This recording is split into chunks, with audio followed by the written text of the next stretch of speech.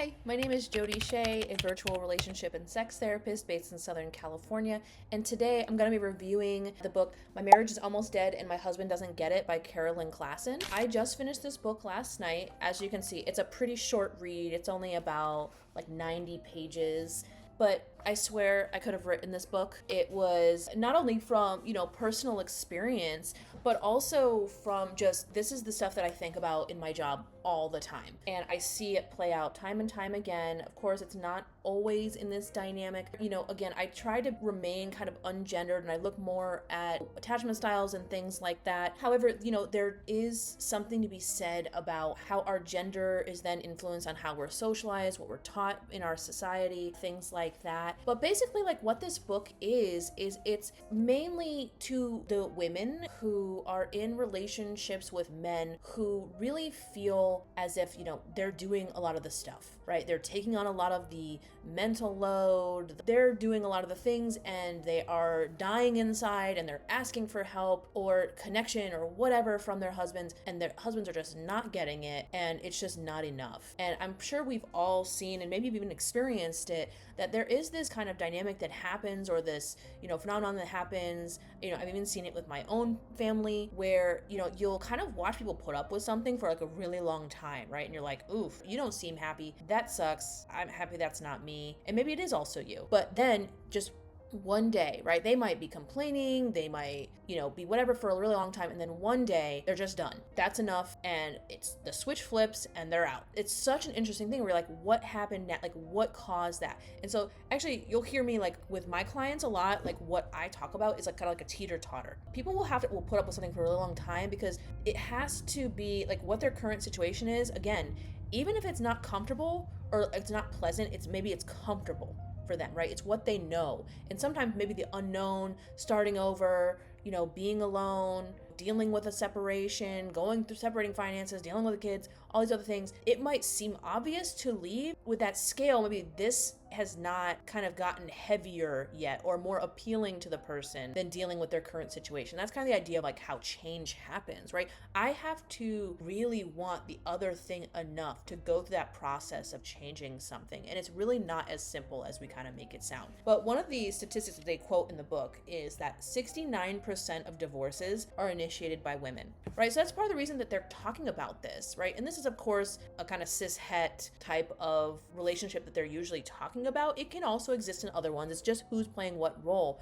But there is something to be said about maybe women putting effort into relationships. Are they perfect? No, of course, there's always many different sides to the story. There's also potentially enabling that's happening and maybe not following through or expressing of needs, right, in a way that the other person can hear. But there is also maybe what she's talking about there's a lot of times where maybe the wife is actually saying what they need, but the husband's not getting it, right? They're going, you're just in a bad mood. Oh, this is gonna blow over, right? You just didn't eat. It's your time of the month. Or it's really hard for me to hear, and maybe I do it for a second and then I stop. So they're talking about these kind of dynamics where maybe there's been things that have been said and just nothing happens. Basically, throughout these chapters, they're talking about just some examples. Being nice doesn't always work. I think we are trained, right? And I kind of use that word specifically to not be, don't be a bitch.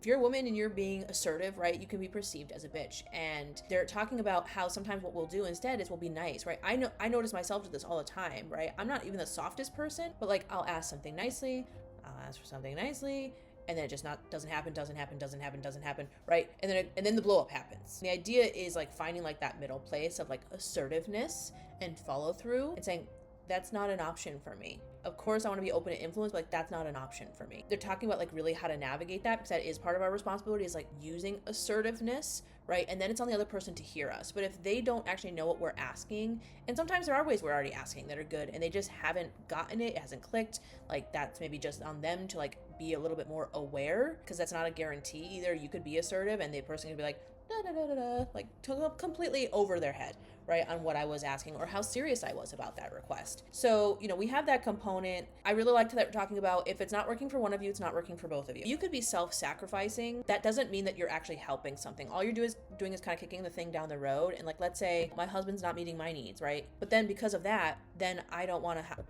I don't want to have sex with my husband. And if that's something that's really important to my husband, right, then my husband is also maybe not getting things that fill his cup either. And I'm just using that as an example. That's a common thing that comes up, right? If I'm not feeling emotionally supported, then my desire to have sex is probably going to be less, right? I might need connection. I'm going to feel resentful that I'm doing that. And for a lot of the men that I work with, that's a really physical touch is a really, in the form of sex specifically, is a very like non-negotiable component of the relationship for them.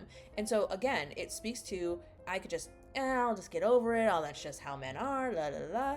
It's really easy to get caught in that, but that's also how maybe you're contributing to that dynamic of, no, we need accountability. Maybe we don't want unrealistic expectations, but we do want accountability. And so that is very important. And not just to say, of course, I don't know about you, but like whenever I set a goal for myself, it's so much easier to throw that goal out the window if I'm the only one that I perceive as getting the consequences, versus if I'm accountable to somebody else, I'm much more likely to follow through. So changing that thinking of, hey, this is also not working for my partner and it's not working for me, and not to kind of convince yourself that that's not the case, thinking about it in the big picture. The other thing is she talked about kind of when things are too late, and I definitely see this in my practice. Premarital therapy, kind of coming in when things first come up, is definitely becoming more common, but it's still the exception over the rule. And people usually come to me, they're in crisis, they've already had all this resentment over a long period of time, and it's a lot harder to fix it when all of these protectors in people are already activated and they've already been just so well ingrained into these bad patterns that are harmful to both of them. Definitely it's speaking to come in earlier. Hear those pleas for help from either partner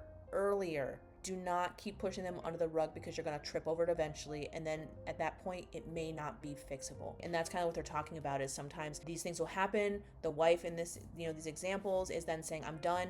And then she's already had the emotional cutoff. She may not even be open to fixing it again at that point. She might have already emotionally prepared herself for the cutoff and there's no going back. And so these are things that we really want to consider as well. Talk about disengagement, working on the connection. It's not just about communicating, it's about actually connecting with each other. So it's not just the tools. Yeah, the tools will help. I'll usually teach people the tools, but it's more about the quality of it, right? If I say thank you, sure, but what is the meaning behind that, right? Really having connection. Can I understand why you're talking about this? Can I understand? Can I empathize? And really just noticing those things.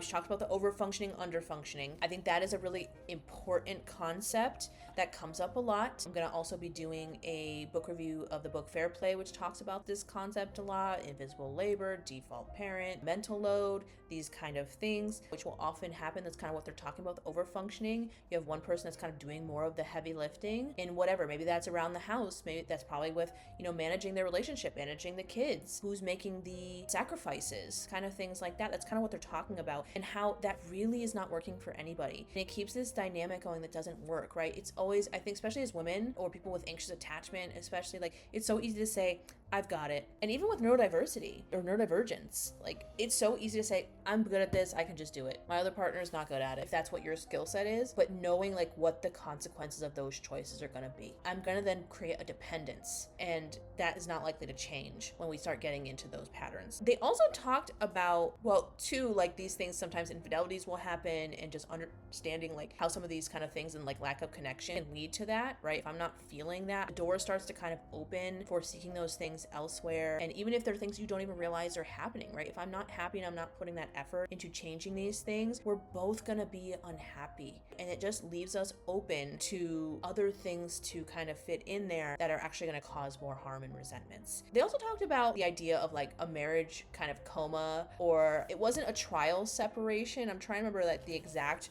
word that they used, but they're talking about basically like taking a break, and talked about like how comas are like, sometimes we have medically induced comas that are to prevent further damage. And I offer discernment counseling, which is basically like when people come to me, they're on the edge of the cliff, and usually like one partner's leaning in, one partner's leaning out, and they're trying to decide whether they try to save the marriage or they just call it quits. And so with here, actually they called it a controlled separation, which is different than a trial separation. Trial separation is, hey, we're single for a while, we're seeing what it's like. A controlled separation, and I do actually have couples that do this, is just saying, we need some space, we need to get out of this pattern right now, in this routine that we're in that's really not working, because my reactivity, my whatever is not going to change tomorrow. We just might need a full reset, right? To just take that off the table, not leave any temptations to slide right back into those old patterns, and just to do a full revamp that is intentional. And I actually have done that with some clients, and not everyone's always open to it, but it can make such a difference. And the alternative is most likely to separate. And so I really loved that they talked about that. And so that's what I'm saying, like, they're talking about so many things that are helpful, but in the end, she's really talking about just please hear. She gave prompts as well to share with the other partner. And again, in this book, they're using husbands to try to help them to hear it. Sometimes they might hear it from somebody else more than they can from their partner. I can't tell you how many times that happens, that people come in and they might be saying the same thing to me, or I might be saying the same thing that they've been saying this, for years, but because I'm not the trigger for them or the source of their attachment stuff, they can hear it differently. And, maybe their walls aren't up as much. And it doesn't mean that they won't be if you share these things with them, these prompts. It really can be valuable. She says at the end of the book too that, it's not that you have to go to therapy, you can do other things, but it's more so about not letting it continue to slide onto the radar, because it really does cost a lot long term. And most people do not get into a relationship for it to fail. But one of my things is, did we really give it our best try? What have we tried? No matter how dramatic that this option may be, we really need to just do something different, allow each person to own their role in things, and to make sure that we follow through. And so this is actually a really good one that came right after the Codependent No More review, because, again, these things blend in so well together. It's very consistent messaging. If you've read this book or interested in that book, let me know your thoughts, and I'll see you on the next review.